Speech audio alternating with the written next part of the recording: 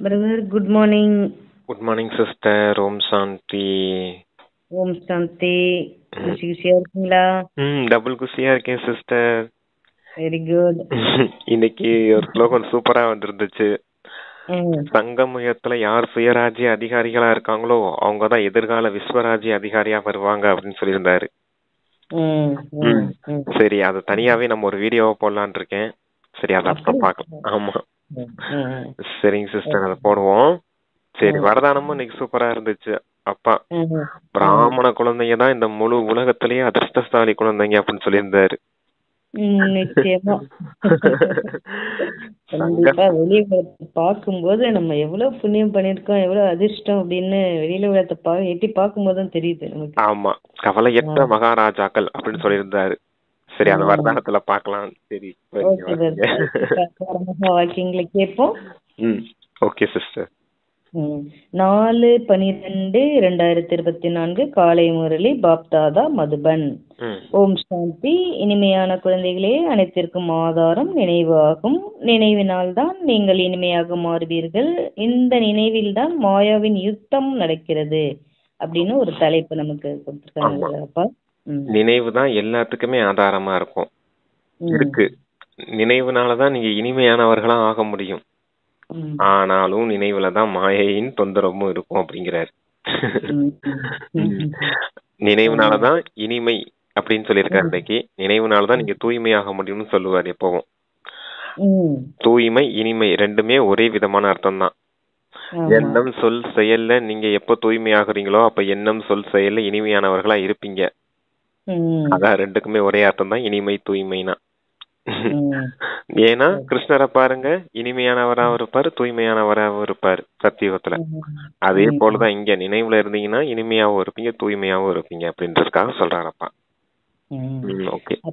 கேள்வி கேக்குறாங்க, நாடகத்தில் எந்த ரகசியம் மிகவும் சிந்திக்கத்தக்கதாக இருக்கிறது, அதை குழந்தைகளாகிய நீங்கள் தான் அறிகின்றீர்கள். பதில், நாடகத்தில் ஒரே பாகத்தை 2 முறை நடிக்க முடியாது என நீங்கள் அறிந்துள்ளீர்கள். முழு உலகத்திலும் என்னென்ன பாகம் நடக்கிறதோ அது ஒன்றை விட மற்றொன்று புதியதாகும். சத்தியுகத்திலிருந்து இதுவரை எப்படி நாட்கள் மாறிக்கொண்டிருக்கிறது என்பதை நீங்கள் சிந்திக்கிறீர்கள். அனைத்து செயல்பாடுகளும் மாறிக்கொண்டிருக்கிறது. ஆத்மாவில் 5000 வருடங்களின் செயல்பாடுகளின் பதிவுகள் நிறைந்திருக்கிறது. அது ஒருபோதும் மாறாது. இந்த சிறிய விஷயம் குழந்தைகளாகிய உங்களை தவிர வேறு யாருடைய புத்தியிலும் வராது அப்படின்னு பதில் சொல்லியிருக்காங்க. ஆமா, சூப்பர். அது நாடகத்துல இப்ப ஒரு பாகம் பண்ணிக்கிட்டு இருக்கோம் அப்படின்னா, இந்த பிறவியின் பாகம் ஒரு பாகம் பண்ணிட்டோம், மொத்தம் 84 பிறவிகள் சக்கரம் சொல்றாரு இல்லையாப்பா. ஒரு பிறவில என்ன பாகத்தை நம்ம பண்ணிட்டு இருந்தோமோ அதே அடுத்த பிறவில அதே பாகத்தை திரும்பி பண்ண முடியாது அப்படின்னு சொல்றாரு. பிறவி கணக்குல சொல்றாரு. கல்பத்தின் கணக்குல ஒவ்வொரு கல்பமும் திரும்பி நடந்ததே திருப்பி நடக்கும்னு சொல்லுவாரு. 5000 வருஷம் இப்ப நடக்குதான், அடுத்த 5000 வருஷம் இதே தான் திரும்பி நடக்கும்னு சொல்லுவாரு.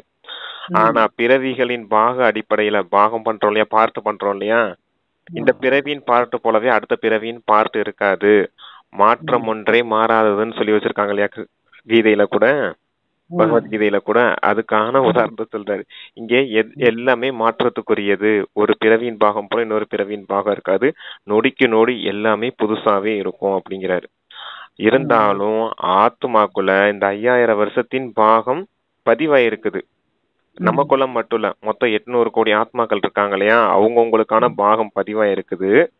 அப்ப அவங்க எல்லாரும் இந்த 5000 வருஷம் டிராமாக்குள்ள வந்துடுறாங்க. எல்லாரும் அவங்கவுங்களுக்கான பாகத்தை பண்ணும்போது இது மொத்தமா 5000 வருஷம் ஆயிடுது அப்படிங்கறத சொல்றாரு. அவங்கவுங்களுக்கான பாகம் பண்றாங்க, ஆனா ஒரு பார்ட் போலவே இன்னொருத்தரின் பார்ட் இருக்காது அப்படின்னு எடுத்துக்கலாம். ஆத்மாக்குள்ள இந்த பாகம் பதிவானது ஒருபோதும் அழியாதுன்னு சொல்றாரு. அதான் அதனுடைய செயல்பாடுகள் எல்லாமே பதிவா இருக்குது, அதுவும் மாறாது அப்படிங்கிறாரு. இதத்தான் ஈஸியா புரிஞ்சுக்கணும்னா ஒரு பாயிண்ட் சொல்லுவேன். அழியாத ஆத்மா எப்படி அந்த ஆத்மா அழியாதோ அதே போல அந்த ஆத்மாவுக்குள்ள பதிவான பாகமும் ஒருபோதும் அழியாது. ஆத்மாவும் அழியாது, அதுல பதிவான பாகமும் அழியாது. அப்ப அந்த பாகம் அழியாத காரணத்தினால அவங்க இந்த சாக்கார உலகத்துல பார்ட் பண்ண வரும்போது அவங்க ஒவ்வொரு கல்பத்திலையும் அதே பார்ட்டை திரும்பி திரும்பி பண்ண வேண்டியது இருக்கும் அப்படிங்கறத சொல்றாரு. இப்போ ஒரு சிடில டிவிடில ஒரு படம் ரெக்கார்ட் ஆயிருக்குதுன்னு எப்படி இருக்கும்? எத்தனை முறை அந்த டிவிடியை போட்டாலும் அதே படம் தானே ஓடும், வேற படம் ஓடாதுல்ல. கூடாது. அதே போலதான் ஆத்மால டிஃபால்ட்டாவே அதுக்கான பாகம் பார்த்து ரெக்கார்ட் ஆயிருக்குது அப்படிங்கறத சொல்றாரு.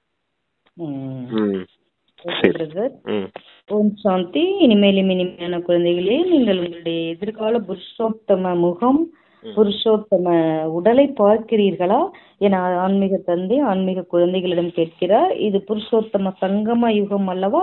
நாம் மீண்டும் புது உலகம் சத்தியுகத்தில் இவர்களுடைய லட்சுமி நாராயணன் வம்சாவளியில் செல்வோம். அதற்கு சுகதாமம் என்று பெயர் என நீங்கள் உணர்கிறீர்கள். அங்கே செல்வதற்காக இப்போது நீங்கள் புருஷோத்தமர்களாக ஆகிக் கொண்டிருக்கிறீர்கள். உட்கார்ந்தபடியே இந்த எண்ணங்கள் வந்து கொண்டிருக்க வேண்டும். நாளை நாம் இவ்வாறு மாறுவோம் என மாணவர்கள் படிக்கும் போது அவர்களின் புத்தியில் நிச்சயமாக இருக்கும். அவ்வாறே நீங்களும் இங்கே அமரும் போது நாம் விஷ்ணுவின் ராஜ்யத்தில் செல்வோம் என அறிகிறீர்கள். உங்களுடைய புத்தி இப்போது அலௌகீகமாக இருக்கிறது. வேறு எந்த மனிதர்களின் புத்தியிலும் இந்த விஷயங்கள் மகிழ்ச்சி தருவதாக இருக்காது. இது பொதுவான சத்சங்கம் அல்ல. இங்கே அமரும் போது சத்தியமான தந்தை யாரை சிவன் என்று அழைக்கிறோமோ அவருடைய சங்கத்தில் அமர்ந்திருக்கிறோம் என உணர்கிறீர்கள். சிவபாபாதான் படைக்கக்கூடியவர். அவரே இந்த படைப்பின் முதல் இடைக்கடையை அறிவார். அவரே இந்த ஞானத்தை கொடுக்கிறார். சொல்றீங்களா? அதான் எப்படி ஒரு டாக்டரோ இன்ஜினியரோ இன்னைக்கு டாக்டருக்கு படிச்சுக்கிட்டு இருப்பாங்க, நாளைக்கு அவங்க புத்தியிலேயே இருக்கும் இல்லையா, நாளைக்கு நம்ம டாக்டர் ஆயிடுவோம், ஒரு 5 வருஷம் கழிச்சு நம்ம டாக்டர் ஆயிடுவோம், இன்னொரு 4 வருஷம் கழிச்சு இன்ஜினியர் ஆயிடுவோம் அப்படிங்கறது ஞாபகம் இருக்கும் இல்லையா. அதே போல இங்க உங்களுக்கு இந்த சத்சங்கத்துக்கு, இந்த சத்சங்கம்னு சொல்லல, சத்சங்கம் போல இல்ல, இதுவும் பள்ளிக்கூடம் தான். அங்க எப்படி டாக்டர்ஸ் காலேஜுக்கு போறாங்களோ, படிக்கிறதுக்காக மாணவர்கள் காலேஜுக்கு போறாங்களோ, அதே போல இதுவும் ஸ்பிரிச்சுவல் யூனிவர்சிட்டி, ஆன்மீக பல்கலைக்கழகம். இங்கேயும் படிக்கிறதுக்கு தான் வந்திருக்கீங்க நீங்க. அப்போ உங்களுடைய புத்தியிலும் நாளைக்கு நம்ம அந்த லட்சுமி நாராயணன் போல தேவதைகளா மாறிடுவோம். இன்னைக்கு சாதாரண மனிதர்களா இருக்கோம், தேவதையா மாறுறதுக்கான படிப்பை தான் அப்பா வந்து சொல்லி தராரு.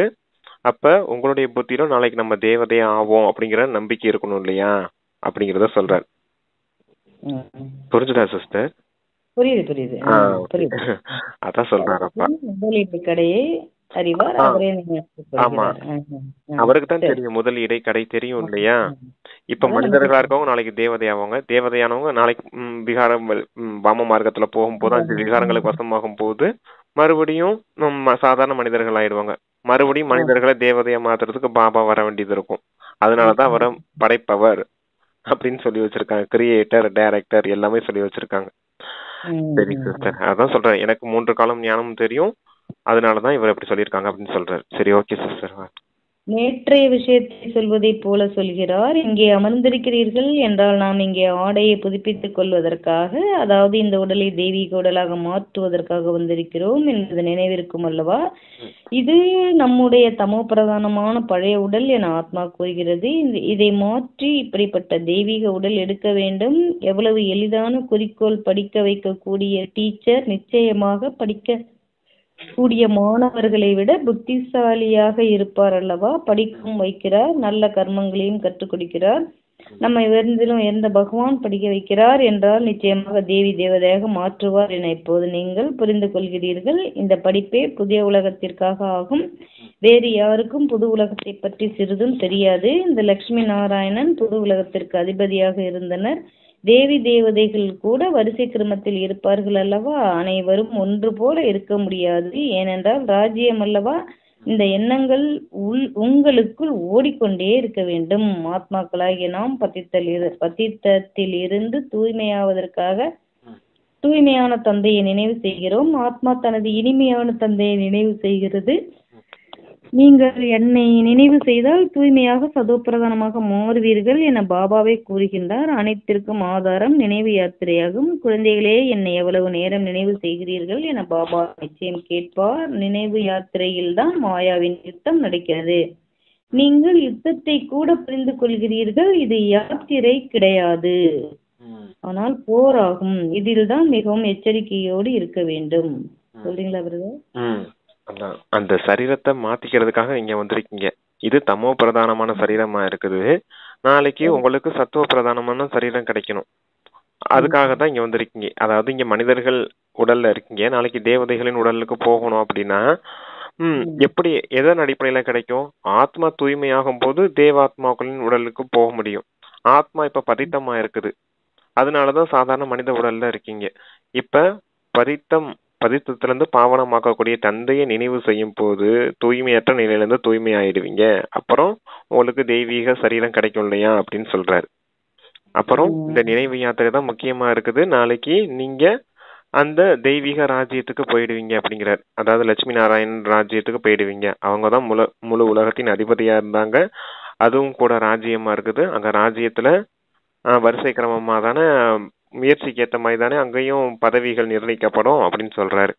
ராஜா ராணி இருப்பாங்க, பிரஜைகள் இருப்பாங்க, செல்வந்த பிரஜைகள் இருப்பாங்க, தாசதாசிகள் இருப்பாங்க. அதே போலதான் அவங்க ராஜ்ய ஸ்தாபனை ஆகுதாங்க. அதுக்கேத்த மாதிரி தானே இங்கேயும் படிப்பாங்க. இங்கேயும் வரிசை கிரமமா இருக்காங்க. ஸ்கூல் காலேஜ்ல கூட வரிசை கிரமமா தானே படிப்பாங்க. சிலர் 90% வாங்குவாங்க, சிலர் 60, சிலர் 40, சிலர் ஃபெயில் ஆவாங்க, அரியர்ஸ் வைப்பாங்க. அந்த மாதிரிலாம் இருக்குது இல்லையா? அதே போலதான் இங்க பல்கலைக்கழகம். இது இங்க படிக்கிறவங்களும் இப்படித்தான் இருக்காங்க. நாளைக்கு ராஜ்யமும் இவங்க எந்த அளவுக்கு முயற்சி பண்ணி புருஷார்த்தம் பண்றாங்களோ அது பொறுத்துதான் உங்களுக்கு ராஜ்யத்துல அந்த பதவியும் கிடைக்கும் அப்படின்னு சொல்றாரு. சரி, ஓகே. யாத்திரை கிடையாது, போராகும். இதில் தான் மிகவும் எச்சரிக்கையோடு இருக்க வேண்டும். ஞானத்தில் மாயாவின் புயல் போன்றவை கிடையாது. ஞானத்தில் மாயாவின் புயல் போன்றவை கிடையாது. பாபா, நாங்கள் உங்களை நினைக்கிறோம், ஆனால் மாயையின் ஒரே ஒரு புயல் கீழே தள்ளி விடுகிறது, விழ வைக்கிறது என குழந்தைகள் கூறுகிறீர்கள். நம்பர் 1 புயல் தேக அபிமானம் ஆகும். பிறகு காமம், கோபம், பேராசை, பற்று வருகிறது. பாபா, நாங்கள் நினைவில் இருப்பதற்கு மிகவும் முயற்சி செய்கிறோம், எந்த தடையும் வரக்கூடாது, இருப்பினும் புயல் வருகிறது என குழந்தைகள் கூறுகிறார்கள். இன்று கோபம், சில நேரம் பேராசையின் புயல் வந்து விடுகிறது. சிலர் சொல்கின்றனர், பாபா, இன்று உங்களுடைய நிலை மிகவும் நன்றாக இருக்கிறது, முழு நாளும் எந்த புயலும் வரவில்லை, மிகவும் குஷியாக இருக்கிறது, பாபாவை மிகவும் அன்போடு நினைத்தேன், அன்பு கண்ணீர் வந்து கொண்டு இருந்தது, பாபாவின் நினைவினால் தான் மிகவும் இனிமையாக மாறலாம். சொல்றீங்களா பிரதர்? ஆமா, நம்பர் 1 புயல் வருது அப்படிங்கறத சொல்றாரு. மாயையின் புயல் வருது அப்படிங்கிறாரு. சரியா? நினைவு யாத்திரையில இருக்கீங்க. போரும் மாயையின் போரும் இந்த நினைவுல தான் நடக்குது அப்படிங்கிறாரு. ஞானத்துல எந்த வித போரும் கிடையாது. ஞானத்தை பாபாவே வந்து சொல்றாரு.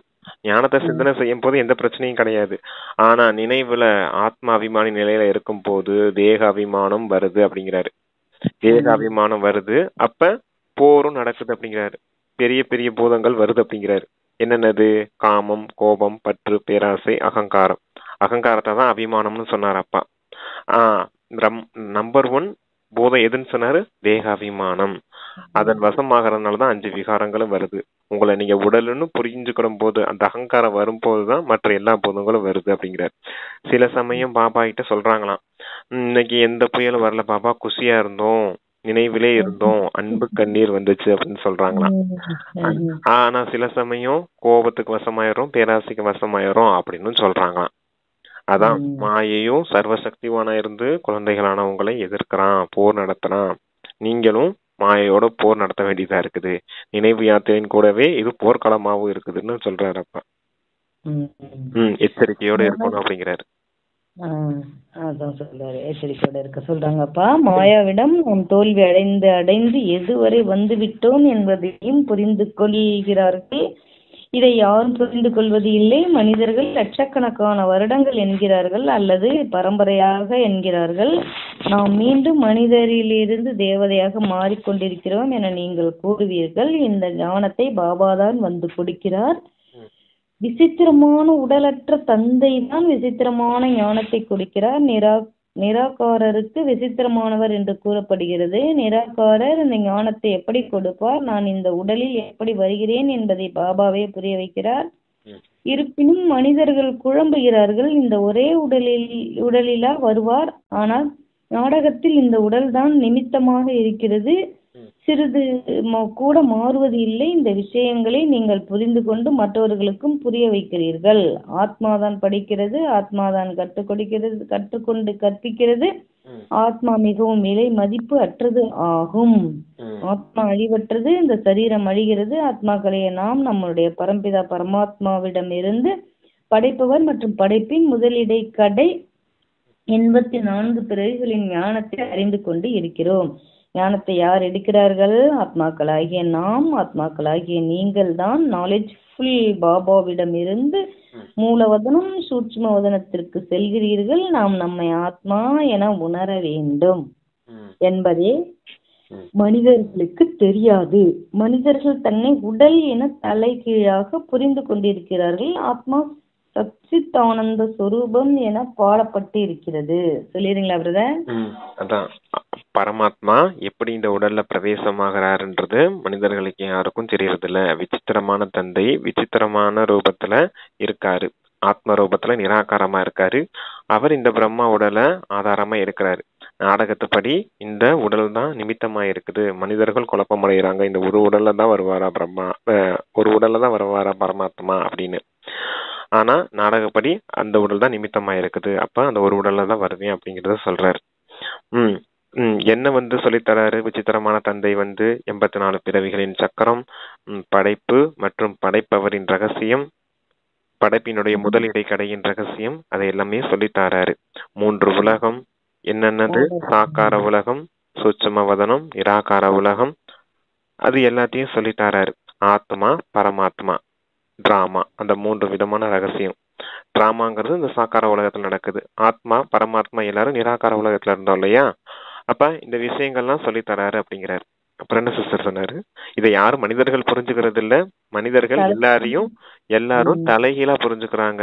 நம்ம தன்னை உடல்னு புரிஞ்சுக்கிறாங்க. அதனால இந்த ரகசியங்கள்லாம் அவங்களுக்கு புரியறது இல்ல. ஆத்மான்னு நினைக்கும் போது 84 பிறவிகள் நம்ம எடுக்கிறோம்னு புரிஞ்சுக்கிடுவாங்க. ஆத்மாவா இருக்கிறதுனாலதான் நம்ம நிராகார உலகத்துல இருந்து சாக்கார உலகத்துல நாடகத்துல பார்த்து பண்றதுக்காக வந்திருக்கோம்னு புரிஞ்சுக்கிடுவாங்க. அப்ப எந்த விஷயத்தையுமே அவங்க புரிஞ்சுக்காம இருக்கிறதுக்கு காரணம் தன்னை உடல் நினைச்சிட்டு இங்கேயே இறந்துடுவோம் அப்படின்னு நினைச்சுக்கிட்டாங்க. ஒரு பிறவிதான் எடுத்து ஒரு பிறவில இறந்து போயிடுவோம், நமக்குன்னு வேற எந்த ஒரு காரியமே இல்லை அப்படின்னு நினைச்சுக்கிட்டாங்க. அதான் சொல்றாரு. அப்ப தன்னை உடல்னும் தலைகீழா புரிஞ்சு வச்சிருக்காங்க அப்படின்னு. இந்த ரகசியங்கள்ல எதுவும் புரிஞ்சுக்கிறதுல குழந்தைகளான நீங்க புரிஞ்சு வச்சிருக்கீங்க அப்படிங்கிறாரு. சரி வாசி.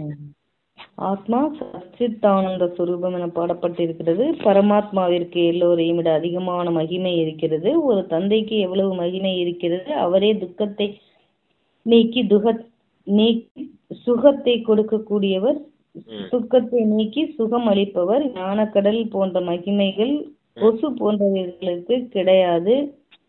குழந்தைகளாகிய ஞானத்தின் மகிமை ஞான கடல் போன்ற மகிமைகள் கொசு போன்றவைகளுக்கு கிடையாது. ஆத்மா சரி சரி இந்த ஒரு பிறவி இருக்கக்கூடிய ஆத்மாக்கள் சாதாரண ஆத்மாக்களை சொல்றாரு. ஆமா கிடையாது. குழந்தைகளாக நீங்களே மாஸ்டர் துக்கத்தை நீக்கி சுகம் அளிப்பவர்கள். குழந்தைகளாக உங்களுக்கும் இந்த ஞானம் கிடையாது. பேபி புத்தியாக, அதாவது குழந்தைத்தனமாக இருந்தது. குழந்தைகளுக்குள் ஞானமும் இல்லை, அவகுணமும் இல்லை. பவித்திரமாக இருப்பதால் அவர்களுக்கு மகாத்மா என்று பெயர். குழந்தைகளுக்கு மகாத்மா என்ற பெயர் பிறந்த குழந்தைங்களுக்கு சின்ன குழந்தைங்களுக்கு நீங்க வாசிங்க புரியும் உங்களுக்கு. குணமில்லை, பவித்திரமாக இருப்பதால் அவர்களுக்கு மகாத்மா என்று பெயர். எவ்வளவு சிறிய குழந்தையோ அவ்வளவு நம்பர் 1 மலர், முற்றிலும் கர்மாதீத்த நிலை போன்றதாகும். பாத்தீங்களா குழந்தைங்களுக்கு இந்த மாதிரி ஆகணும் நம்ம ஆத்மா. அடுத்து வாசிங்க புரியும். கர்மம் அகர்மம் விகர்மம் எது பற்றியும் தெரியவில்லை. ஆகவே அவர்கள் மலர். ஒரு தந்தை அனைவரையும் கவர்ந்து இழுப்பது போல அனைவரையும் கவர்ந்து இழுக்கிறார்கள். அனைவரையும் கவர்ந்து மனமுள்ள மலராக மாற்றுவதற்காக தந்தை வந்திருக்கிறார். பலர் முள்ளிலும் முள்ளாகவே இருந்து விடுகிறார்கள். 5 விகாரங்களுக்கு வசமாக கூடியவர்களுக்கு முள் என கூறப்படுகிறது. 5 விகாரங்களுக்கு வசமாக முள் என கூறப்படுகிறது. தேக அபிமானம் நம்பர் 1 முள்ளாகும். இதனால் மற்ற முட்கள் தேக அபிமானம் நம்பர் 1 முள்ளாகும். இதனால் மற்ற முட்கள் தோன்றுகிறது. முள்காடு மிகவும் துக்கம் அளிக்கிறது. காட்டில் விதவிதமான முட்கள் இருக்கிறது அல்லவா? ஆகவே இதற்கு துக்கதாமம் என்று பெயர். புது உலகில் முட்கள் கிடையாது. ஆகவே அதற்கு சிவதாமம் என்று பெயர். சிவபாபா மலர்களின் தோட்டத்தை உருவாக்குகிறார். ராவணன் முட்களின் காட்டை உருவாக்குகிறான். ஆகவேதான் ராவணனை முள் செடிகளால் எரிக்கிறார்கள். மேலும் தந்தையின் மீது மலர்களை தூவுகிறார்கள். இந்த விஷயங்களை அப்பா அறிகிறார், குழந்தைகள் அறிகிறார்கள், வேறு யாரும் அறியவில்லை. நீங்க அப்ப சொல்லுங்க. அது துக்கத்தை நீக்கி சுகம் கொடுக்கக்கூடியவர் அப்படின்னு பரமாத்மாவை சொல்றாங்க. அப்புறம் அவர் எப்படி துக்கத்தை நீக்கி சுகம் கொடுப்பார் அப்படிங்கிறது யாருக்கும் தெரியல அப்படின்னு சொல்லியிருந்தாரு. குழந்தைங்களான நீங்க கூட மாஸ்டர் துக்கத்தை நீக்கி சுகம் கொடுக்கக்கூடியவர்களா இருக்கணும் அப்படின்றாரு. அதாவது துக்கம்ன்றது 5 விகாரங்களுக்கு வசமாயி நம்ம செய்யக்கூடிய செயல்கள். அப்ப அந்த செயல்கள்ல இருந்து விடுவிச்சு சுகமான செயல்கள் 5 விகாரங்களை விட்டுட்டு நல்ல விதமான நம்மளுடைய சுய தர்மத்தின் அடிப்படையில அன்பு, அமைதி, ஆனந்தம், தூய்மை, மகிழ்ச்சி இதன் அடிப்படையில கர்மங்கள் செய்யும் போது சுகம் கொடுக்கக்கூடியவங்களா மாறிடுறோம். அதத்தான் நீங்களும் குழந்தைங்க மாஸ்டர் துக்கத்தை நீக்கி சுகம் கொடுக்கக்கூடியவர்களா இருக்கணும் அப்படின்னு சொன்னாரு. அப்புறம் குழந்தைகளை பத்தி சொன்னாரு. சின்ன குழந்தைங்க பேபி புத்தி உடையவர்களா இருக்காங்க, எதையுமே முன்னாடி தெரிஞ்சுக்கிடல அப்படின்னு நம்மள சொன்னாரு, பிராமண குழந்தைகளை. அப்புறம் சாதாரண குழந்தைகள், சின்ன குழந்தைகளை பத்தி சொல்றாரு. பிறந்த குழந்தைங்களை பத்தி சொல்றாரு. பிறந்த குழந்தைங்கன்னா ஸ்தூலமா பிறந்த குழந்தைகளை சொல்றாரு. அவங்க இயல்பாவே கர்மாத்தீத்த நிலையில இருக்கிறது போல இருக்காங்க அப்படின்னு சொல்றாரு. ஏன்னா அவங்க அபவித்திரமா இருக்காங்க. அது துக்கமும் உங்களுக்கு வந்து அனுபவம் ஆகாது. அந்த ஸ்டேஜ்ல கர்மாதீத்த அத மாதிரி இப்ப நம்ம வரணுமா முயற்சி பண்றோம். ஆமா, பவித்திரமா இருக்க, அந்த பவித்திரமா இருக்க காரணத்தினால அவங்களுக்கு அந்த மாதிரி நிலை இருக்குது அப்படின்னு சொல்றாரு. அவங்களுக்கு அந்த துக்கமும் அனுபவமாகல, சுகமும் அனுபவமாகல. அதனாலதான் அவங்கள மகான ஆத்மாக்கள்னு சொல்லலாம் அப்படின்னாரு, சின்ன குழந்தைங்கள. ஆனா நாளாக விகாரங்களுக்கு வசமாகறாங்க.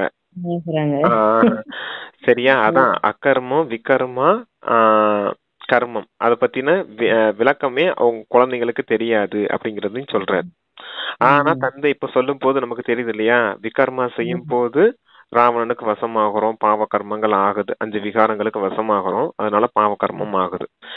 ஆனா சத்தியுகத்துல வாழும் போது எந்த விகாரங்களுக்கும் வசமாகல, அதனால அந்த கர்மம் அக்கர்மமாவே இருந்துச்சு, எந்த ஒரு பாவ கர்மமாகவும் ஆகல. ஆனா தந்தை இப்ப நமக்கு சுக கர்மா கத்து கொடுக்கிறாரு. சுக கர்மா எப்படி கத்து கொடுக்கிறாரு? 5 விகாரங்களை விட்டுருங்க. இந்த உலகத்துல எல்லாருமே 5 விகாரங்களுக்கு வசமா இருக்காங்க.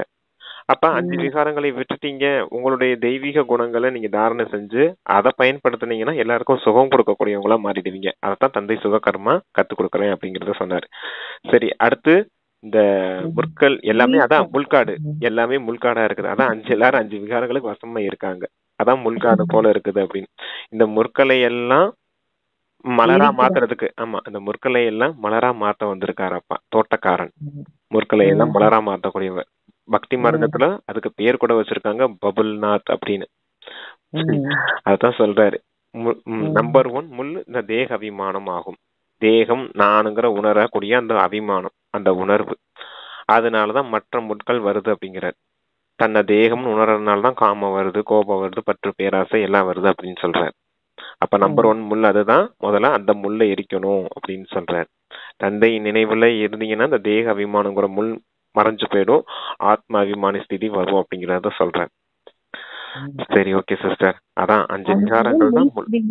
ராவணனை வந்து எரிக்கிறாங்க, அப்பா மீது மலர்களை தூவுறாங்க. ஆமா, குழந்தைகள் அறிகிறார்கள், வேறு யாரும் அறியவில்லைன்னு சொல்லி ராவணனை முள்ளால எரிக்கிறாங்களா? முள்ளுக்குடிகளால் எரிக்கிறார்கள். அப்பா தந்தைக்கு மீது மலர்களை தூவுகிறார்கள். அந்த மலரா மாத்துறதுனால. சரி, ஓகே ஓகே. செயல் எல்லாமே அந்த இது சங்கமத்தை ஒட்டிதான் இருக்கு. ஏன் மறு மலர் போடுறாங்க, அவனை ஏன் முள்ள போட்டு எரிக்கிறாங்க அப்படின்னு. Okay okay brother.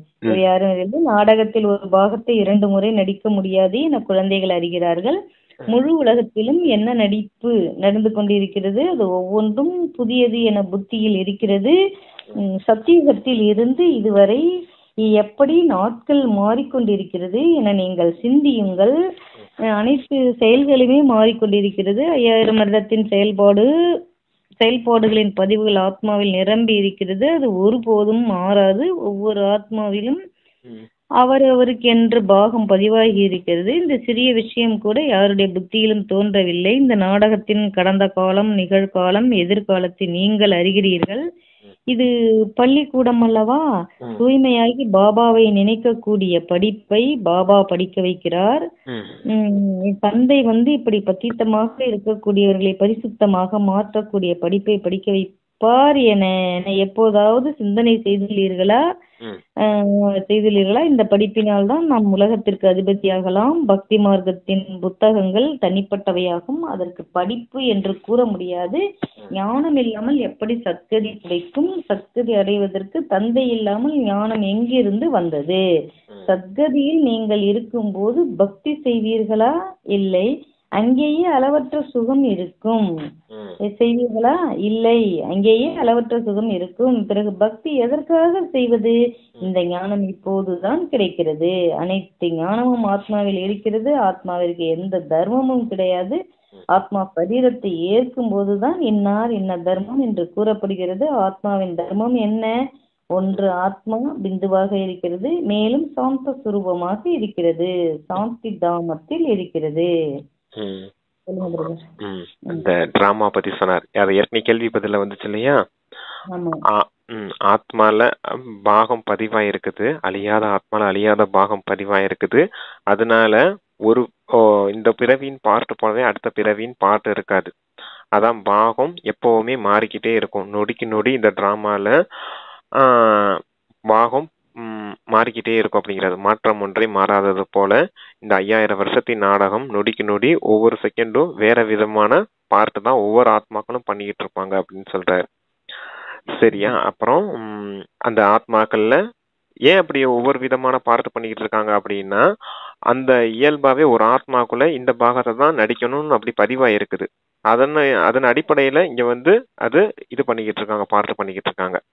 எப்படி இந்த சினிமா பார்க்கும்போதெல்லாம் முந்தியெல்லாம் அந்த ரோல் இது இருக்கும் பாத்தீங்க இல்லையா, ப்ரொஜெக்டர்ல ரீல், அந்த ரீல் இருக்கும் இல்லையா, அந்த ரீல்ல எப்படி வரும், இந்த சீன் போர்ஷன் அடுத்த சீன், இந்த சீன் போர்ஷன் அடுத்த சீன் வருது, அப்படியே இது பண்ணிருப்பாங்க இல்லையா, ரெக்கார்ட் பண்ணிருப்பாங்க இல்லையா. அதே போல ஆத்மால இந்த பாகம் முடிச்சுன்னா அடுத்த பாகம், இந்த பாகம் முடிச்சுன்னா அடுத்த பாகம்னு அதுலயே ரெக்கார்டு இருக்குது அப்படின்னு சொல்றாரு. அதன் அடிப்படையில இங்க பாட்டு பண்றதுனாலதான் இது இந்த நாடகம் முழுமையா 5000 வருஷம் சுத்தி வருது. எல்லா ஆத்மாக்களுக்குள்ளயுமே இந்த 800 கோடி ஆத்மாக்களும் மொத்தமா சேர்ந்து 5000 வருஷம் நாடகத்தை நடிக்கிறாங்க. அந்த நாடகம் அந்த சினிமா வந்து 3 மணி நேரத்துல முடிஞ்சு போயிடும். ஆனா இந்த உலக நாடகம் மொத்தம் 5000 வருஷம் நடக்குது அப்படிங்கறத சொல்றாரு. 5000 வருஷம் நாடகம் முடிஞ்சோடனே எல்லாரும் சாந்தி தாமத்துக்கு போயிடுவாங்க. மறுபடியும் அவங்களுக்குள்ள எப்படி எப்படி ரெக்கார்டு இருக்குதோ அந்த ஆத்மாக்குள்ள அதை ஏற்று மறுபடியும் வந்து இந்த உலக நாடகத்துல நடிக்க வருவாங்க. அதனாலதான் இந்த நாடகம் கூட அழியாதது. இது பல கோடி முறை நடந்திருக்குது, திரும்பியும் பல கோடி முறை நடக்கதான் போகுது அப்படிங்கறத சொல்ற. ஏன் இப்படி தொடர்ந்து நிக்காம ஓடிக்கிட்டே இருக்குது அப்படின்னா, எல்லா ஆத்மாக்குள்ளுக்குள்ளேயும் அந்த பதிவு இருக்குது. ஆத்மா அழிய போறது இல்ல, அதுல இருக்க பாகமா அழிய போறது இல்ல. அதனால இந்த 5000 வருஷம் முடியவும் போறது இல்ல அப்படிங்கறத சொல்றாரு. சரி, அடுத்து என்ன சிஸ்டர் சொன்னாரு? தர்மம் கிடையாது, சரீரத்தை ஏற்கும் போதுதான் என்ன தர்மம் அப்படின்னு சொல்றாங்க. ஆமா, ஆத்மாவுக்கு இருக்கிறது ஒரே தர்மம் தான், அது அமைதி அப்படிங்கிற ஒரு தர்மம் தான். இயற்கையிலே ஆத்மா அமைதியானது, அதனாலதான் ஆத்மாவின் தர்மம் அமைதியானது, அது சாந்தி தாமத்துல வசிக்கக்கூடியது அப்படின்றாரு. தர்மம் சாந்தி, ஆனா அந்த ஆத்மா சாந்தி தாமத்துல வசிக்கக்கூடியது, அது ஒண்ணுதான் ஆத்மாவின் தர்மம். அந்த ஆத்மா சரீரத்தை ஏற்று நடிக்கும் போதுதான் தேகத்தின் தர்மம் உண்டாகுது அப்படிங்கிறார். ஆத்மாவின் தர்மம் ஒண்ணுதான், ஆனா தேகத்தை தாரணை செய்யும் போது தேகம் எந்த ரீதியிலான தர்மத்தை அதாவது இப்ப ஹிந்து அம்மா அப்பாவுக்கு பிறக்கிறாங்க அப்படின்னா அந்த தேகத்தின் அடிப்படையில அந்த ஆத்மாவும் சரீரமும் சேர்ந்து ஹிந்துவா பார்ட் பண்ண வேண்டியது இருக்கும். அதே முஸ்லிம்ஸா இருந்தாங்கன்னா அம்மா அப்பா தேகத்தின் அடிப்படையில அந்த ஆத்மா வந்து முஸ்லிமா பார்ட் பண்ண வேண்டியது இருக்குது பாத்தீங்க இல்லையா. அதான் தேகத்தின் தர்மம் அப்படின்னு சொல்ல முடியும். அதனாலதான் பாபா என்ன சொல்றாரு, அனைத்து தேக தர்மங்களையும் மறந்து என் ஒருவனை நினைவு செய்யுங்கள் அப்படின்னு சொல்லுவார். தேகத்தின் அடிப்படையில இருக்கக்கூடிய எல்லா விஷயங்களையும் மறந்துட்டு, அந்த தர்மங்களையும் மறந்துட்டு, முஸ்லிம் தர்மம் ஹிந்து தர்மம் மட்டும் இல்லாம தாய் தந்தை தேகத்தின் உறவுகள் இருக்காங்க இல்லையா, அவங்க கூட உங்களுடையவங்க கிடையாது. நீங்க வெறும் ஆத்மாதான், உங்களுடைய தந்தை ஒரே ஒரு பரமாத்மா மட்டும்தான். அதன் அடிப்படையில் நீங்க நினைவு செய்யும் போதுதான் பாவ கர்மங்கள் விநாசமாகும் அப்படிங்கிறது சொல்றாரு. ஓகே. அனைத்து குழந்தைகளுக்கும் பாபா மீது உரிமை இருக்கிறது என பாபா புரிய வைக்கிறார். நிறைய குழந்தைகள் வேறு தர்மங்களிலும் மாறி இருக்கிறார்கள். அவர்கள் மீண்டும் தன்னுடைய உண்மையான தர்மத்தில் வந்து விடுவார்கள்.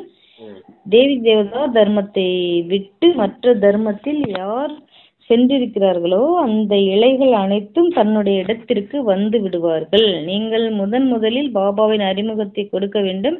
இந்த விஷயங்களில் தான் அனைவரும் குழம்பி இருக்கிறார்கள். இப்போது நம்ம யார் படிக்க வைக்கிறார்கள்? எல்லையற்ற தந்தை கிருஷ்ணர் தேகமுடையவர், இவருக்கு பிரம்ம பாபா தாதா என்று கூறுவார்கள். நீங்கள் அனைவரும் சகோதரர்கள் அல்லவா?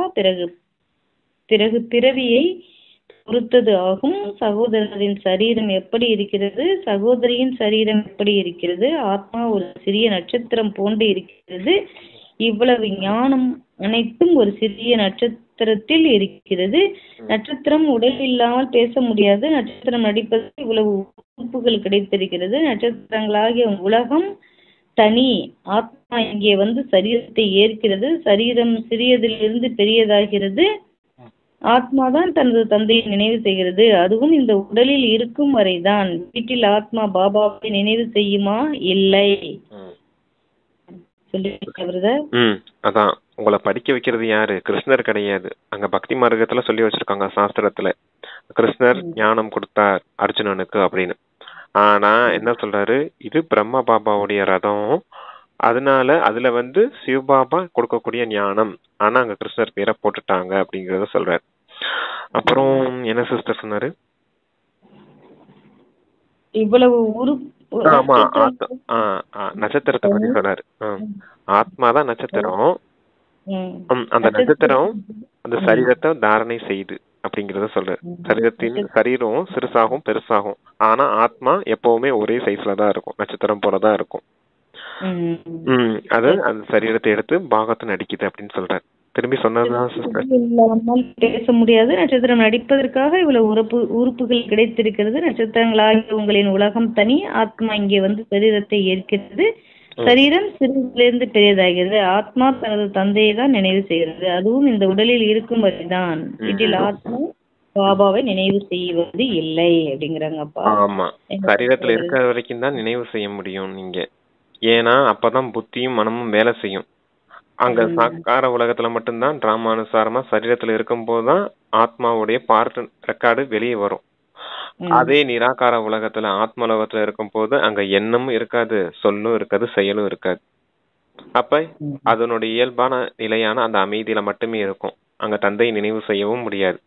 இந்த சாக்கார உலகத்துலதான் எண்ணம் சொல் செயல் மூணுமே வேலை செய்யுங்கிறதுனால இந்த நேரத்துலதான் பாபாவை நினைவு செய்ய முடியும் உங்களால. அதுதான் சரீரத்துல இருக்க வரைக்கும் தான் பாபாவை நினைவு செய்ய முடியும்னு சொல்றாரு. எங்கே இருக்கிறோம் என்பது அங்கே எதுவுமே தெரியாது. ஆத்மா மற்றும் பரமாத்மா இரண்டும் சரீரத்தில் இருக்கும் போது ஆத்மாக்கள் மற்றும் பரமாத்மாவின் திருவிழா என்று கூறப்படுகிறது. ஆத்மா மற்றும் பரமாத்மா நீண்ட காலமாக பிரிந்து விட்டது என்று பாடப்பட்டிருக்கிறது. எவ்வளவு காலம் பிரிந்திருக்கிறது, எவ்வளவு காலம் தனியாக இருக்கிறோம் என்பது நினைவிற்கு வருகிறது. ஒவ்வொரு நொடியும் கடந்த 5000 வருடங்கள் ஆகிவிட்டது. பிறகு நம்பர் 1 மீண்டும் ஆரம்பமாகவும் துல்லியமாக கணக்கு இருக்கிறது. உங்களை யாராவது இவர்கள் எப்போது ஜென்மம் எடுத்தார்கள் என கேட்கலாம். உடனே நீங்கள் துல்லியமாக கூற முடியும். ஸ்ரீகிருஷ்ணர் தான் முதல் நம்பரில் பிறவி எடுக்கிறார். சிவனுடையதை பற்றி நொடி நிமிடம் எதையும் கணக்கிட முடியாது. கிருஷ்ணருக்கு நாள் நேரம் நொடி நிமிடம் கணக்கிடலாம்.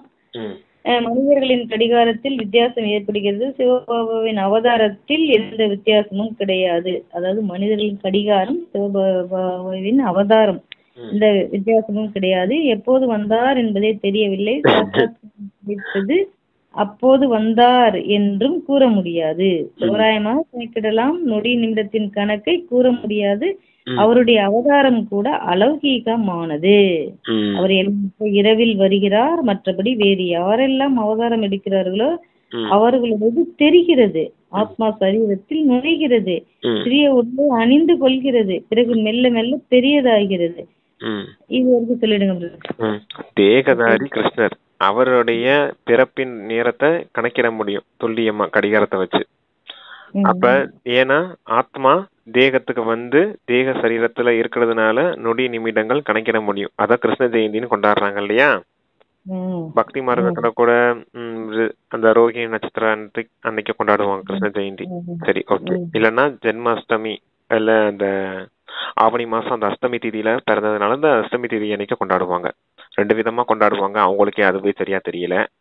சரி, இருந்தாலும் சொல்றாரு பாபா கிருஷ்ண ஜெயந்தியை கூட கணக்கிட்டு சொல்ல முடியும், ஏன்னா கடிகாரம் வச்சிருக்காங்க அப்படின்னு. ஆனா சிவபாபாவின் அவதாரத்தை யாருமே துல்லியமா சொல்ல முடியாது. சிவன் எப்ப அவதாரம் எடுத்தார் இந்த உலகத்துல, சிவஜெயந்தி கொண்டாடுறாங்க. ஆனா இரவு நேரத்துல வந்தாரு மட்டும் சொல்றாங்க. எந்த நேரத்துல வந்தாரு, எந்த செகண்ட் வந்தாரு, எந்த நேரம் வந்தாருன்னு யாருக்குமே தெரியாது. இவருடைய ஜென்மமே அலௌகிகமானது அப்படிங்கறத சொல்றாரு. பிரம்மா பாபாவுக்கு சாட்சாத்காரம் கிடைச்சது, காட்சி கிடைச்சது. இந்த உலகம் ஸ்தாபனை ஆகுது, புது உலகம் ஸ்தாபனை ஆகுது, பழைய உலகம் விநாசமாகுது காட்சி தான் கிடைச்சது. அப்ப கூட சிவபாபா வந்தாரா வரலையான்னு யாருக்குமே தெரியாது. எந்த நேரம் எந்த செகண்ட் வந்தாருன்னு யாருக்குமே தெரியாது அப்படின்னு சொல்றாரு. சரி, முக்கியமானது. ஒரு எல்லையற்ற இரவில் வருகிறார். மற்றபடி வேறு யாரெல்லாம் அவதாரம் எடுத்தார்களோ அவர்களது தெரிகிறது. ஆத்மா சரீரத்தில் நிலைகிறது. பிறகு மெல்ல மெல்ல பெரியதாகிறது. சரீரத்துடன் வெளியே செல்கிறது ஆத்மா. இந்த விஷயங்கள் அனைத்தையும் நன்கு சிந்தித்து பிறகு மற்றவர்களுக்கு புரிய வைக்க வேண்டும். எவ்வளவு மனிதர்கள் இருக்கிறார்கள், ஒருவரை போன்று ஒருவர் இருக்க முடியாது. எவ்வளவு பெரிய மேடை, மிக பெரிய ஹாலாக மண்டபம் இருக்கிறது. இதில் எல்லையற்ற நாடகம் நடக்கிறது.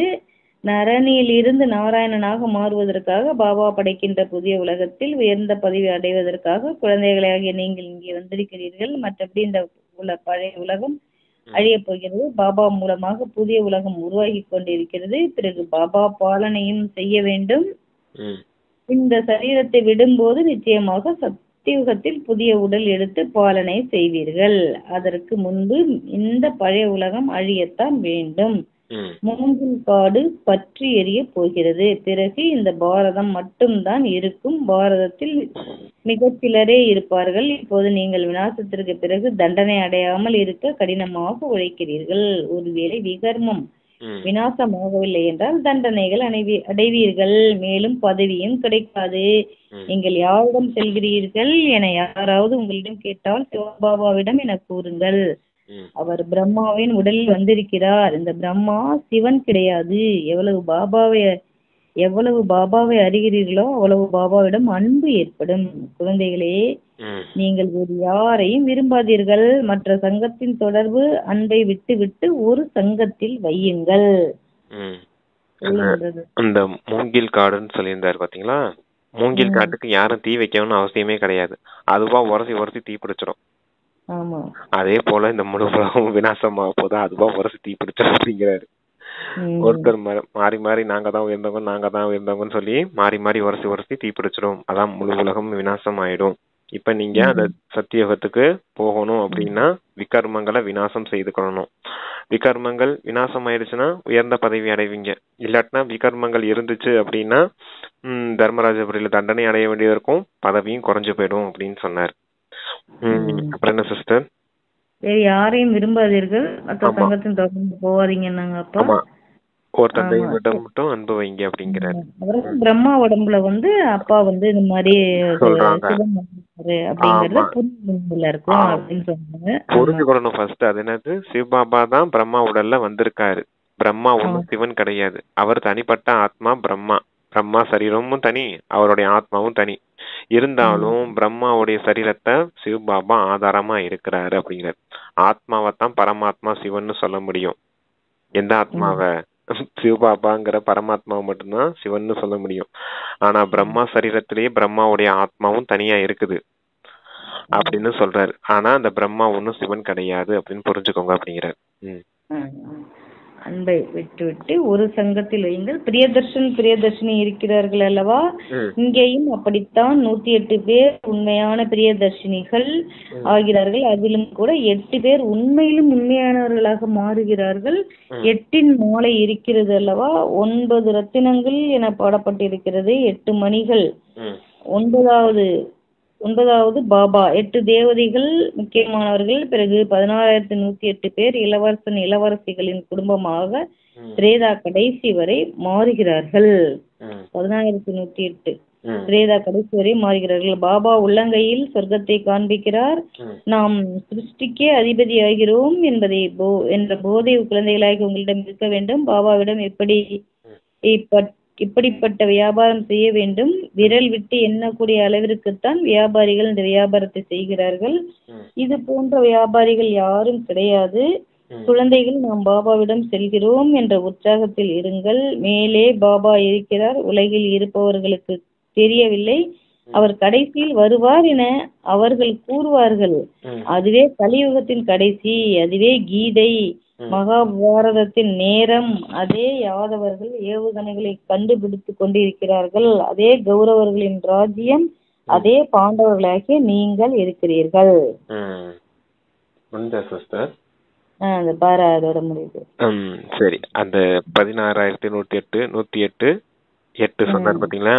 108 மணி யார் இருக்காங்களோ அவங்கதான் உண்மையான பிரியதர்ஷினின்னு சொல்றாரு. அதுலயும் 8 பேர் தான் அஸ்தரத்தினங்கள் தான் உண்மையிலும் உண்மையான பிரியதர்ஷினிகள் அப்படிங்கிறாரு. 8 தேவதைகள், 1 சிவபாபா.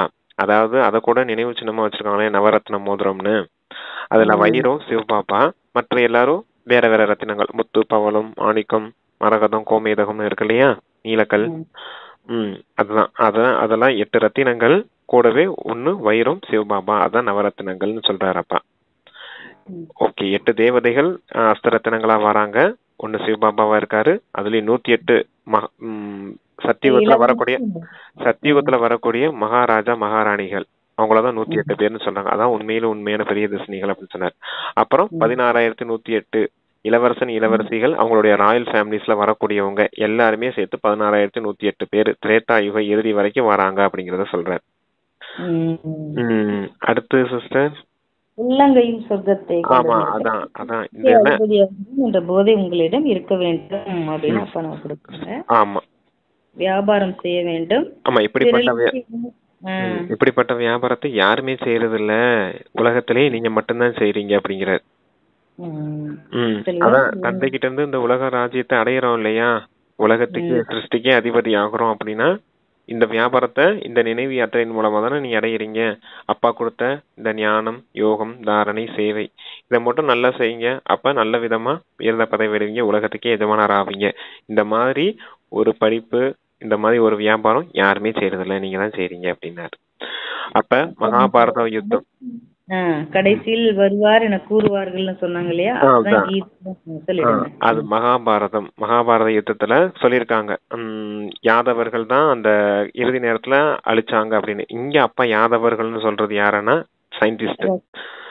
இந்த ஏவுகணைகள் அதன் மூலமா தாக்குதல் நடத்தி உலகத்தை அழிக்கிறாங்க இல்லையா, அத கூட அங்க கிருஷ்ணருடைய பையனுக்கு, அங்க காமிச்ச கிருஷ்ணருடைய பையனுக்கு பகவத்கீதையில அவருக்கு உலக்கை பிறக்கும், உலக்கையே நீயே உலக்காய் பிறக்கும், அதன் மூலமா உன்னுடைய குலமே அழியும்னு அங்க ஒரு சாபம் கிடைக்கும் முனிவருக்கு.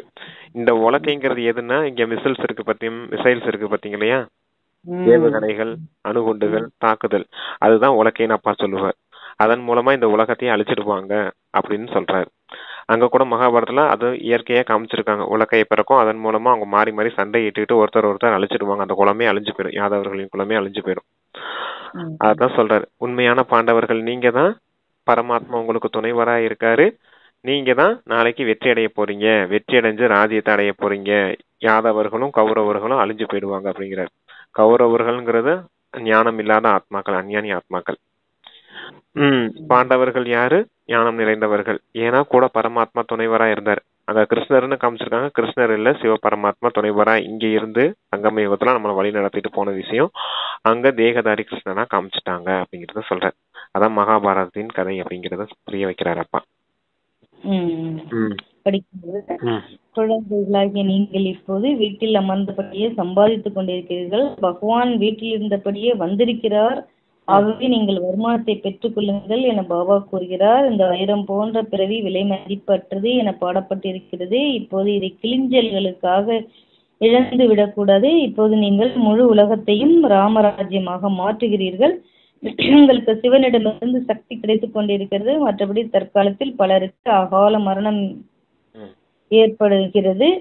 பாபா புத்தி பூட்டை திறக்கிறார், மாயா புத்தி பூட்டை பூட்டி விடுகிறது. இப்போது தாய்மார்களாகிய உங்களுக்கு ஞான கலசம் கிடைத்திருக்கிறது. அபலைகளுக்கும் பெண்கள், அதாவது பலம் கொடுப்பவர் இவரே. இதுவே ஞான அமிர்தம் ஆகும். சாஸ்திரங்களின் ஞானத்தை அமிர்தம் என்று கூற முடியாது. நல்லது அப்படின்னு நிறைவாயிருக்கு முரளி. வைரத்துக்கு சமமான வாழ்க்கை இதை நீங்க நல்ல விதத்துல விலை மதிப்பெற்ற வாழ்க்கைய நல்ல விதத்துல பயன்படுத்தணும். சாதாரண கிளிஞ்சல்களுக்காக வேஸ்ட் ஆக்கிடாதீங்க. அதன் பின்னாடி போய் கிளிஞ்சல்கள்னா இந்த விகாரங்கள் 5 விகாரங்கள், இந்த உலகியல் வாழ்க்கை, உலகியல் இன்பத்துக்காக வசமாயி இந்த வைரம் போன வாழ்க்கையை நீ வீணடிச்சிடாதீங்க அப்படிங்கிறார். சாஸ்திரங்கள் ஞானத்தை அமிர்தம்னு சொல்ல முடியாது. சிவபாபா கொடுக்கக்கூடிய இந்த முரளியத்தான் அமிர்தம்னு சொல்ல முடியும் அப்படிங்கிறார். அமிர்தத்தின் கலசத்தை தாய்மார்களின் தலையில வச்சிருக்கேன்னு சொல்றாரு. அவங்களுக்கும் சக்தி கொடுக்கக்கூடியவர். மாதர்கள், கன்னியர்கள், பெண்களுக்கு எல்லாருக்கும் பலம் கொடுக்கக்கூடியவர் இந்த சிவபாபா தான். அவர் தான் சக்தியை நடப்புறாரு. அதன் மூலமா தான் நீங்க உலக ராஜ்யத்தை அடையிறீங்க அப்படின்னு சொல்றாரு. சரி சிஸ்டர், அவ்வளவுதானே. பாபா புத்தி புட்டை திறக்கிறார். மாயா புத்தி புட்டை மூடிடுது. தாய்மார்கள் உங்களுக்கு கலசம் இருக்கிறது. அபலைகளுக்கு அவ்வளவுதான் பிரதர். புத்தி புட்டை. ஆமா, மாயை தான் உங்களுடைய புத்தி புட்டை போட்டுது. ஏன்னா 5 விகாரங்கள் எப்ப வந்துச்சோ உங்க புத்தி லாக் ஆயிக்கணும். அதான் சொல்லுவார் அப்பா. மாயை புத்தி புட்டை போட்டுது, ஆனா தந்தை புத்தி போட்ட திறக்கிறாரு அப்படிங்கிறார். புத்தி தெளிவா இருந்தா போதும், எல்லாத்தையுமே சாதிச்சிடலாம். புத்தி தெளிவா இல்லைன்னா மொத்தமா படுத்துக்கலாம், அவ்வளவு முடிஞ்சு போச்சு. சரி, ஓகே. பிரதர், இனிமையிலும் இனிமையான காணாமல் போய் கண்டெடுக்கப்பட்ட செல்லமான குழந்தைகளுக்கு தாயின் தந்தையுமான பாப்தாதாவின் அன்பு நினைவுகள் மற்றும் காலை வணக்கம். ஆன்மீக குழந்தைகளுக்கு ஆன்மீக தந்தையின் நமஸ்தே நமஸ்தே. தார்மிக்கான முக்கிய சாரம். முதல் பாயிண்ட், ஒரு பாபாவின் கவர்ச்சியில் மனமுள்ள மலராக வேண்டும். தன்னுடைய இனிமையான தந்தையை நினைத்து தேக அபிமானம் என்ற முல்லை எரித்து விட வேண்டும். சொல்றாங்க அப்பா, இந்த வைரம் போன்ற பிறவியில் அழியாத வருமானத்தை சேமிக்க வேண்டும். கிளிஞ்சல்களுக்காக இதை இழக்க கூடாது. ஒரு தந்தையிடம் உண்மையான அன்பு வைக்க வேண்டும். ஒரு சங்கத்தில் இருக்க வேண்டும். வைரம் போன்ற வாழ்க்கையை 2வது பாயிண்ட்ல சொன்னாரு. ஃபர்ஸ்ட் பாயிண்ட்ல முற்களை, தேக அபிமானங்கிற முற்களை எரிச்சிடணும் தந்தை நினைவுல இருந்து அப்படிங்கிறார். உண்மையான மலர்களா ஆகணும் அப்படின்னு சொல்லியிருக்காரு. சரி சிஸ்டர், ஓகே. அப்பா வரதானம் கொடுக்கறாங்க. பிராமண வாழ்க்கையில் சதா குஷி என்ற சொத்துணவை உண்ணக்கூடிய மற்றும் குஷியை பகிர்ந்து அளிக்கக்கூடிய அதிர்ஷ்டசாலி ஆகுக. இவ்வுலகில் பிராமண குழந்தைகள் ஆகிய உங்களை போன்ற அதிர்ஷ்டசாலி வேறு யாரும் இருக்க முடியாது.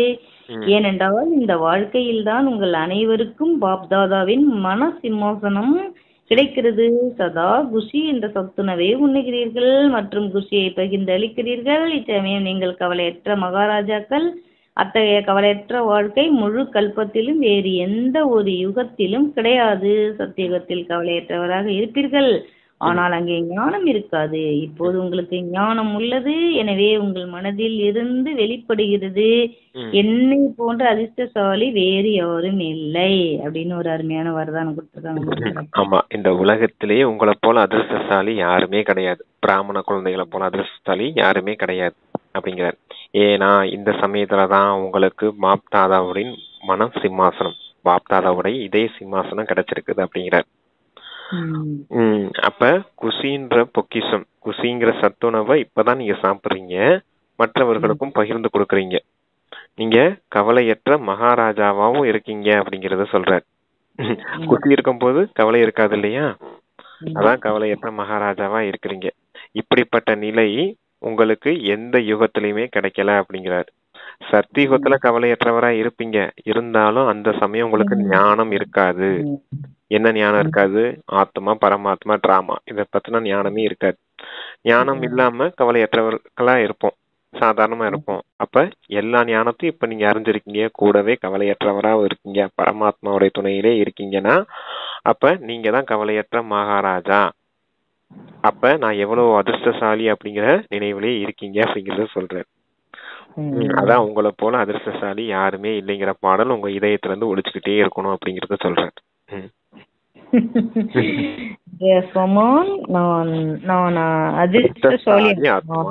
நான் கவலையற்ற மகாராஜா.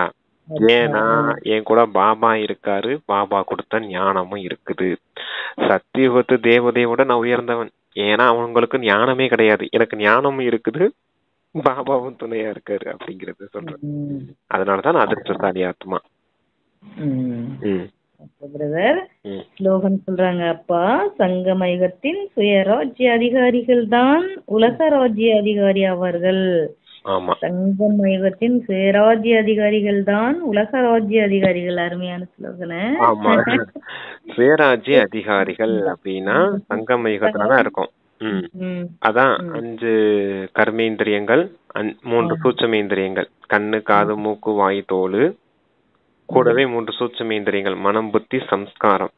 இது 3ஐயும் தன்னுடைய கட்டுப்பாட்டுல ஆத்மாவான நான் இதுக்கெல்லாம் அதிகாரியா இருக்கேன் அப்படின்னு சொல்லி தந்தை கொடுத்த ஸ்ரீமத் படி நடத்தக்கூடியவங்க தான் சுயராஜ்ய அதிகாரி. யாரு இந்த மாதிரி சுயராஜ்ய அதிகாரிகளா சங்கம யுகத்துல வாழ்றாங்களோ அவங்க கண்டிப்பா எதிர்கால விஸ்வராஜ்ய அதிகாரியா வருவாங்க அப்படின்னு சொல்றார். ஏன்னா இதன் மூலமா தான் இந்த உடல் தேகத்தின் ரீதியில தான் பாவ கர்மங்கள் நடக்கும். எந்தவித பாவ கர்மங்களும் நடக்கல, கூடவே தந்தை நினைவும் இருக்குது, நான் ஆத்மாங்கிற நினைவு இருக்குது, நான் ஆத்மா எஜமானன் அப்படிங்கிற நினைவு இருக்கும் போது அந்த சம்ஸ்காரம் உருவாகுது ஆத்மாவுக்கு.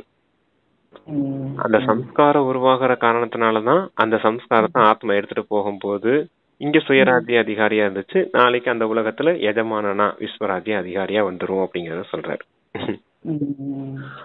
ஓகே சிஸ்டர், தனியா வீடியோவும் கூட போடலாம், நல்லா சூப்பரா டெஃபினிஷனோட சொல்லி போடலாம். இன்னைக்கும் அந்த முறையிலேயே அப்பா சொல்லியிருந்தாரு, அந்த விஷயத்த அடிப்படையிலேயே தனியா ஒரு வீடியோ போடலாம், சுயராஜ்ய அதிகாரினா என்னன்னு. சரிங்க சிஸ்டர், ஓகே, தேங்க்யூ சிஸ்டர். ஓம் சாந்தி. இனிமையான மொழி கொடுத்த பாப்தாதாவிற்கு நன்றி. பிரதர். ஓம் சாந்தி. ஓம் சாந்தி. தேங்க்யூ பாபா. ஓகே.